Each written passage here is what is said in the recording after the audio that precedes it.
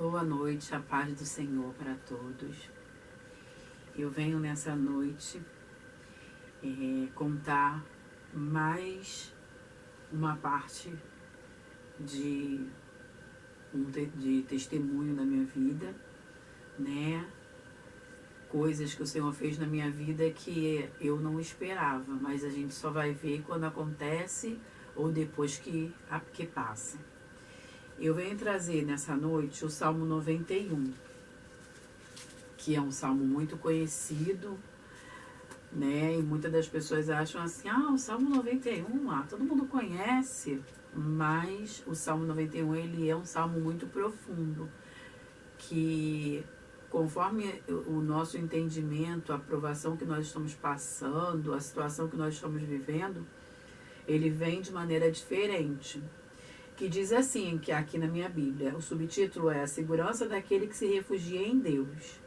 E o versículo 1 em diante é assim, aquele que habita no esconderijo do Altíssimo, a sombra do Onipotente descansará. Direi do Senhor, ele é o meu Deus, o meu refúgio, a minha fortaleza, e nele confiarei. Porque ele te livrará do laço do passarinheiro e da peste perniciosa. Ele te cobrirá com as suas penas, e debaixo de suas asas estarás seguro. A sua verdade é escudo e broquel. Não temerás espanto noturno, nem seta que voe de dia, nem peste que ande na escuridão, nem mortandade que assola meio-dia. 1000 cairão ao teu lado, 10.000 à tua direita, mas tu não serás atingido. Somente com os teus olhos olharás e verás a recompensa dos ímpios. Porque tu, ó Senhor, és o meu refúgio, o Altíssimo é a tua habitação. Nem o mal te sucederá, nem praga alguma chegará à tua tenda. Porque aos seus anjos dará ordem ao teu respeito, para te guardar em todos os teus caminhos. Eles te sustentarão nas tuas mãos, para que não tropeces com teus pés em pedra. Pisarás o leão e o áspide, calcarás os pés do filho do leão e a serpente. Pois que tão encarecidamente me amou, e eu também o livrarei, poloei no alto retiro, porque conheceu o meu nome. Ele me invocará, e eu lhe responderei. Estarei com ele na angústia, livrarei e glorificarei. Dar-lhe abundância de dias, e lhe mostrarei a minha salvação. Esse salmo, desde quando eu me batizei, eu tinha 12 anos. Desde que eu, antes de me batizar, quando minha mãe se converteu, minha mãe, quando eu era criança, minha mãe era espírita, e ela se converteu, a minha tia era da Universal, levou ela, e lá ela conheceu Jesus, depois ela foi para a Batista. Então, desde que minha mãe passou a ter uma Bíblia dentro de casa, ela deixava a Bíblia aberta, né, no Salmo 91, Salmo 23, Salmo 91, Salmo... Então, são os salmos que são bem conhecidos, que geralmente os novos convertidos, ou até mesmo pessoas que não são evangélicas, deixam aberto nas suas casas, no seu carro, no seu local de trabalho, né? E é um salmo que é muito profundo. E você vai entender ele depois de algumas coisas que você passa. E quando você conhece profundamente, assim, um pouco da palavra, você se aprofunda um pouco, você pode ver que realmente o Senhor é aquele que te livra, é aquele que te salva, é aquele que está do teu lado, mesmo quando você não merece. Eu fiz umas anotações aqui, que diz assim, o Senhor permanece fiel, mesmo quando nós não merecemos. Como diz o louvor da Estela, né? Aquele, e ainda que eu não mereça, permaneces assim, fiel, Senhor, meu Deus, fiel a mim. Então, que eu venho falar para vocês, na minha separação, eu saí de um casamento abusivo, o meu primeiro casamento. Eu casei com 17 anos, e aí, nesse casamento, era muito complicado, porque ele era possessivo. Ele tinha ciúme mesmo quando eu estava com as irmãs dele. Ele achava que eu poderia trair ele a qualquer momento. Se eu fosse na rua com uma das irmãs, ele ia seguindo a gente, assim, quando a gente via, tinha alguém se escondendo atrás do poste, tinha alguém se escondendo atrás de árvore, e era bem complicado. E ali, quando eu me separei dele, eu tive que sair fugida, né? A gente só vive um casamento abusivo, uma situação abusiva, se a gente permitir, né? Porque a mulher, ela sempre dá um jeito. Hoje em dia, a gente vê aí as modalidades, que pode se ligar para polícia, né? Para 190, e você fingir que tá pedindo uma pizza. Você arruma um jeito de dizer que tá pedindo uma pizza e fala da pizzaria, e pede a pizza, dá o endereço e tal. Mas quem tá falando contigo é alguém da polícia. Na minha época, eu não tinha acesso no celular, né? Ele saía para trabalhar, deixava trancada eu e a minha filha, que é a filha dele. Hoje ela tem 24 anos. E eu tinha medo da casa pegar fogo, de alguma coisa dar culto, de um bujão, alguma coisa acontecer e tá eu e ela trancada dentro de casa, né? Então eu falei, eu não quero isso pra minha vida. Eu não quero, alguma coisa eu tenho que fazer. Ninguém pode me tirar dessa situação. Quando ele me agrediu, que eu achei que a minha irmã fosse me ajudar a sair da situação, a minha irmã falou que eu tinha que continuar no casamento até o fim. Porque eu casei, eu tinha que continuar, porque ela queria mostrar para as pessoas que a irmã dela estava casada, né? E aí eu não consegui sair daquele casamento. No momento quando eu fui agredida. Eu cheguei lá, no local onde ela trabalhava, com a toalha no rosto. Cheguei a ter que ir para a escola, que eu estudava à noite, escondendo aquilo, como a mãe dele vivia também. Né? Ela aparecia com um galo, ela dizia que caiu, bateu no bujão, aparecia com qualquer machucado, ela dizia que ela mesma se machucou, mas na verdade era o esposo dela que a agredia. Só que ela era daquelas que morria de amores e passava a mão por cima. E eu só tive vergonha no colégio. Quando eu cheguei era comemoração de fim de ano e era o amigo oculto, o pessoal ia tirar foto da turma junto, de despedida. E aí eu cheguei lá na escola, tampando assim com uma vergonha. E o pessoal já conhecia ele, porque eu estava dentro da sala, ele ficava indo lá na sala, abria a porta para me vigiar. E aí o pessoal perguntava: o que foi isso, Regina? Eu caí no banheiro, comecei a usar a estratégia que a mãe dele usava. Só que só fui ali na escola. Aí eu tava esperando porque eu ia passar o ano novo em Copacabana, que era onde minha irmã trabalhava. Tava esperando chegar aquele momento para chegar lá e contar para minha irmã para que eu conseguisse sair desse casamento, porque eu não queria viver aquilo. Por uma coisinha de nada, uma palavra, ele simplesmente levantou e me deu um soco na boca. O sangue desceu. Eu não tinha filho ainda. E aí ali a minha irmã, ele pegou, se ajoelhou, fez aquele drama: pode me bater, eu nunca mais vou fazer isso. E a minha irmã acreditou nele e falou que eu tinha que continuar casada com ele, que eu não tinha que me separar não, que eu casei, que tinha que ser pra sempre. E ali eu fui vivendo momentos ruins na minha vida, nesse casamento. Eu era louca pra engravidar, né? Mesmo que depois de ter... eu não tinha ainda filho. Mesmo que eu passava algumas coisas, mas eu tinha o sonho de ser mãe. E eu engravidei. Depois que eu engravidei, as coisas foi ficando mais sérias, porque começou a afetar minha filha. E eu falei que eu não queria criar minha filha naquela situação. E o que eu fiz? Um belo final de semana, eu falei que eu ia passar o final de semana na casa da minha irmã. E aí, nesse final de semana, eu fui e não voltei mais. Aí ele foi lá e eu falei: eu não vou voltar mais. Porque eu lá na minha irmã, ele não ia conseguir me tirar de lá. E aí, quando eu cheguei ele pediu pra poder ver a menina tava dormindo no tapete, na sala assim, forrado, mas tava chovendo. Tava aquele calor, mas tava chovendo. E chovendo bastante. Ele falou que ia olhar ela, pegou a menina de fralda, né? Que o tempo tava fresquinho dentro de casa, a chuva tava caindo lá fora, mas tava calor. Então, dentro de casa tava fresquinho. Ela tava de fralda, dormindo, sem ventilador. E ele pegou ela de fralda e levou ela para um outro bairro, né? Distante um pouquinho de onde eu morava, de onde eu estava. E aí levou a avó, que no caso é a mãe dele, aceitou lá, escondeu. Eu fiquei desesperada. Ele saiu com a minha filha na chuva, levou, depois ela ficou com um resfriado que ela não melhorava. Depois disso eu ainda tive que voltar de novo, cheguei a ter que voltar para ele. né? Porque ele falou que ia sair de dentro de casa e eu ia ficar com a menina dentro de casa sozinha, mas ele não saía de dentro de casa, ele só dizia que ia sair de dentro de casa. Que era só esperar ela fazer 1 ano que ele ia sair de dentro de casa. Ela fez 1 ano, ele não saía de dentro de casa. Ele ligava pro meu trabalho, ameaçava os meninos do meu trabalho e ficava falando. Meu patrão me chamou a atenção, porque ele ligava e ficava ameaçando e tudo. E ali eu pude ver que foi um erro meu. Por quê?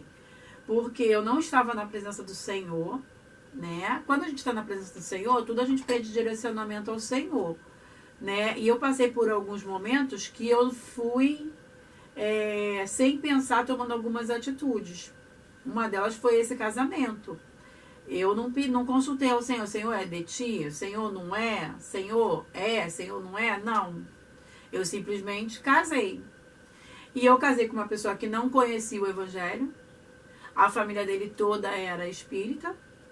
Não tinha nada com o Evangelho. E eu me enfiei numa família totalmente espírita. E lá, a mãe dele tinha muito ciúme, eu passava uma luta com a mãe dele. No início eu morei dentro da casa dela, depois a gente foi morar sozinho, mas mesmo assim eu passava luta, enfim. Passei tudo que passei, mas eu consegui sair porque eu botei pé firme, fugi de dentro de casa com a minha filha e não voltei nunca mais. E ali eu tive ajuda de um amigo meu, que ele falou, a hora que você precisar, ele viu no dia que eu tomei esse soco. E ele falou, a hora que você precisar, eu vou estar aqui para te ajudar. Aí ele viu que eu tinha saído de dentro de casa e foi em uma imobiliária e alugou uma kitnet que tem perto dessa minha casa hoje. Alugou uma kitnet para eu morar com a minha filha. Aí eu peguei o berço da minha filha porque era a única coisa que eu tinha minha, que não foi eu que comprei ou a família dele que deu. O berço quem deu foi meu pai. Aí eu fui ganhei uma geladeira, ganhei uma bancada do armário de cozinha, que minha prima estava fazendo obra na cozinha dela. Aí ela me deu a bancada. E eu tinha dentro de casa uma geladeira que puxava muita luz, né? Que a minha comadre, ela tinha, e a borracha estava escangalhada. E aí puxava muita luz, mas foi a minha providência no momento, foi aquela geladeira. No início nem geladeira eu tinha. E ela me deu umas roupas de cama. Então eu dormia no chão, minha filha dormia no berço. E o Senhor enviou, sim, esse meu amigo. E ele começou a pagar aluguel pra mim e pra ela. E eu morava com ela sozinha, né? Então, assim, eu vejo muito livramento do Senhor na minha vida. Eu já acordei de madrugada com esse homem em pé do meu lado.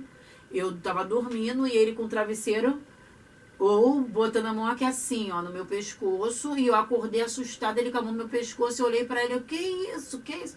Ele, sonhei que tinha alguém te matando. Ele tava querendo me enforcar.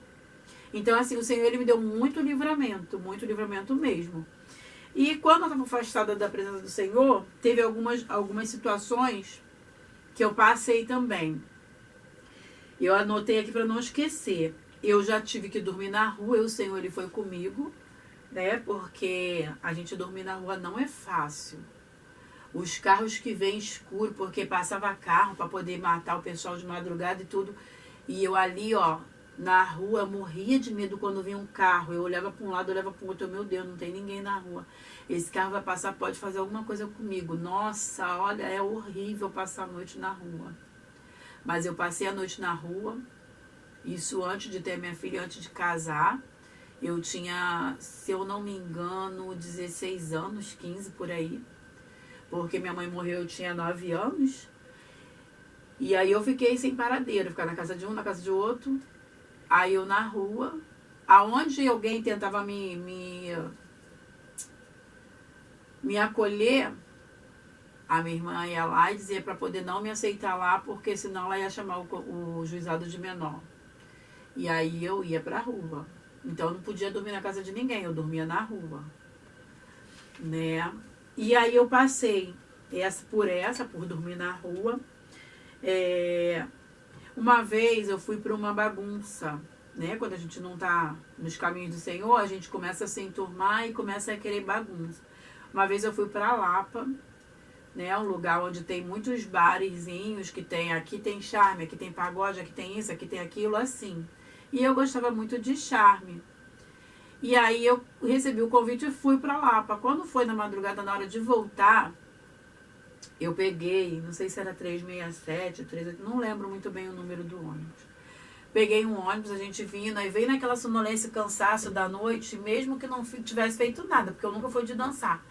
Aí assim, eu tava no meio do ônibus, na janela, assim, e a minha irmã biológica estava sentada mais à frente em outra cadeira. E daqui a pouco, do nada, o ônibus roda na pista. Quando o ônibus roda na pista, ele parou assim, ó, no poste. Aqui é onde eu tava. O poste parou do meu lado. Foi literalmente você ver a mão do Senhor segurar aquele ônibus para eu não ser esmagada. E eu vim com aquilo na minha cabeça e falei, meu Deus, Senhor Jesus, porque eu tinha me batizado aos 12 anos, então eu conhecia a palavra. Então eu reconhecia quando tinha um livramento, quando tinha algo sobrenatural. O poste estava aqui, o ônibus veio. Aí eu não sei o que aconteceu, a marca ficou no chão até do pneu. O ônibus rodou na pista e ele parou perto do poste, e o poste do meu lado, assim, na janela. E como se o Senhor tivesse colocado a mão entre o ônibus e o poste, e ali o Senhor me deu esse livramento. Eu já tive livramento no parto. Um dia eu vou passar esse relato para vocês, que ia morrer meu filho, de 17 anos.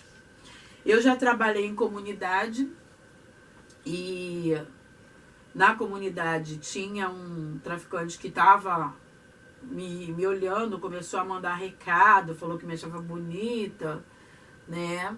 Eu já trabalhei em um condomínio que tinha um miliciano que também, na época, ele ficou me fazendo convite para tomar café da manhã com ele. Depois ele começou a ficar me oferecendo coisas assim como se fosse mesmo o inimigo, literalmente.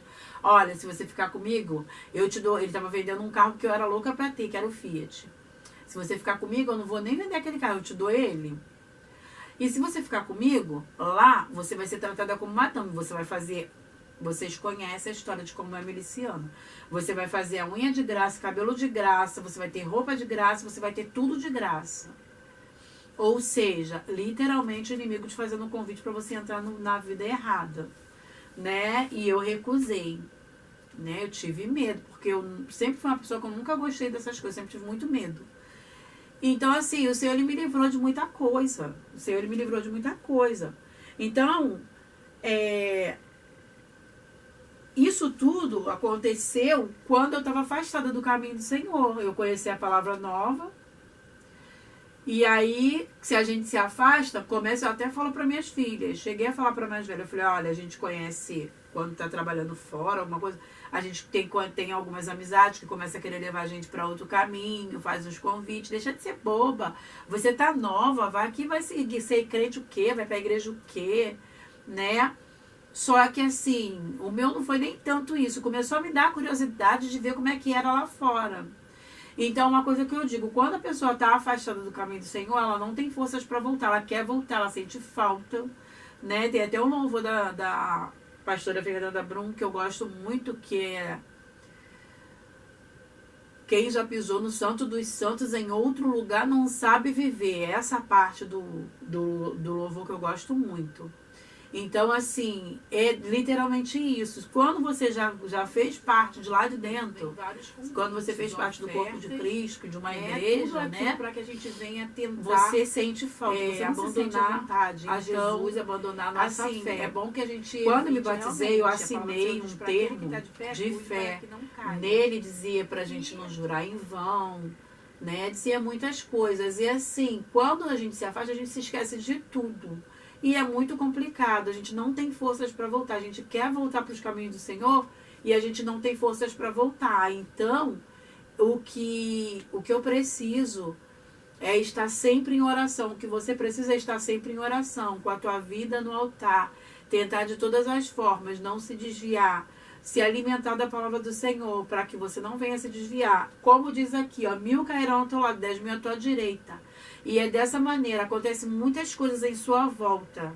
Mas o Senhor está te protegendo. Quantas vezes eu trabalhando dentro daquela comunidade, entrou polícia, teve tiroteio, e eu trabalhando lá dentro, e o Senhor me livrou. né? Então, que nós venhamos ser gratos a Jesus, porque Ele é fiel na nossa vida, mesmo quando a gente não merece. Ele é fiel na nossa vida, mesmo quando a gente não está ali seguindo direitinho as escrituras. Porque primeiro que a gente se afasta da lei, a gente começa a largar e esquecer dos mandamentos, né? E de segundo que a gente começa a fazer as coisas erradas, coisas que não agradam o Espírito Santo de Deus. Então, que você possa guardar no seu coração que você tem que estar se alimentando da palavra do Senhor, e que se algum dia acontecer, ou se alguém que você conhece estiver afastado, não é fácil voltar. Não é fácil voltar para os caminhos do Senhor, é bem complicado. É como se você quisesse dar o passo e a tua perna tivesse travada. Como se você quisesse ir e algo estivesse te segurando.